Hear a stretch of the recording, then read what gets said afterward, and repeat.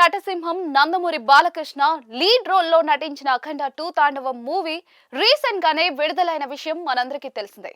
ఎప్పుడో రిలీజ్ కావాల్సిన ఈ సినిమా ఎట్టకేలకు నిన్న ప్రపంచ వ్యాప్తంగా ప్రేక్షకుల ముందుకొచ్చింది. ముందు రోజు నైట్ పెయిడ్ ప్రీమియర్స్ తోనే అఖండ 2 సందడి మొదలైపోయింది. అయితే దసరా పండుగ కానుకగా సెప్టెంబర్ 25వ తేదీన రిలీజ్ కావాల్సిన అఖండ 2 ను మేకర్స్ అప్పట్లో డిసెంబర్ 5కు వాయిదా వేశారు. అందుకు తగ్గట్టుగానే షూటింగ్ ను కంప్లీట్ చేసి ప్రమోషన్స్ చేపట్టారు. అదిరిపోయే రీతిలో ఉన్న ప్రమోషనల్ కంటెంట్ ను విడుదల చేసి సినిమాపై సూపర్ బజ్ క్రియేట్ చేశారు. అందరి దృష్టి తమ వైపు తిప్పుకున్నారు. దీంతో మూవీ కోసం అటు అభిమానులు ఇటు సినీ ప్రియులు ఈగర్ గా వెయిట్ చేశారు. టికెట్స్ కూడా బుక్ చేసుకున్నారు. కానీ అప్పుడు ఏం జరిగిందో మనందరికీ తెలిసిందే. బాలీవుడ్ నిర్మాణ సంస్థ ఈరోస్ ఎంటర్టైన్మెంట్స్ అఖండ 2 విడుదలపై స్టే విధించాలని మద్రాస్ హైకోర్టును ఆశ్రయించింది. తమకు ఆ మూవీ బ్యానర్ 14 రీల్స్ ప్లస్ బకాయి ఉన్నట్టుగా తెలిపింది.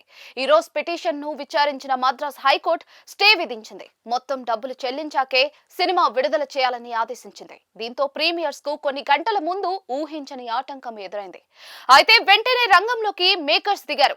కానీ చాలా విమర్శలు ఎదుర్కొన్నారు. బాలయ్య అభిమానుల్లో కొందరు తీవ్ర ఆగ్రహం వ్యక్తం చేశారు. ఎప్పటి నుంచో వెయిట్ చేస్తూ ఉంటే ఇలా చేస్తారా అంటూ మండిపడ్డారు. అంతేకాదు ఏకంగా దిల్ రాజు చిరంజీవి వల్ల సినిమా ఆగిపోయిందని ఆరోపణలు చేశారు.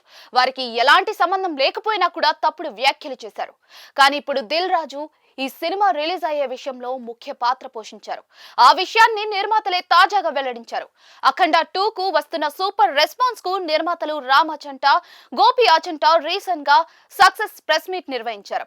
ఆ సమయంలో సినిమా కొన్ని అనివార్య కారణాల వల్ల, అనుకోని ఘటనల వల్ల ఒక వారం పాటు వాయిదా వేయాల్సి వచ్చిందని తెలిపారు.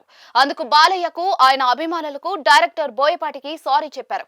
ఇలా జరుగుతుందని ఊహించలేదని, వచ్చిన సమస్యను పరిష్కరించుకునేందుకు దిల్ రాజు సపోర్ట్ చేశారని తెలిపారు. మ్యాంగో మీడియా రామ్ కూడా హెల్ప్ చేశారని చెప్పారు. వాళ్లకు చాలా థ్యాంక్స్ చెబుతున్నామని, ఇండస్ట్రీ అంతా కూడా సపోర్ట్ చేసిందని పేర్కొన్నారు. దీంతో అప్పుడు దిల్ రాజుపై తప్పుడు విమర్శలు చేసిన వారికి ఇది గట్టి సమాధానమనే చెప్పాలి.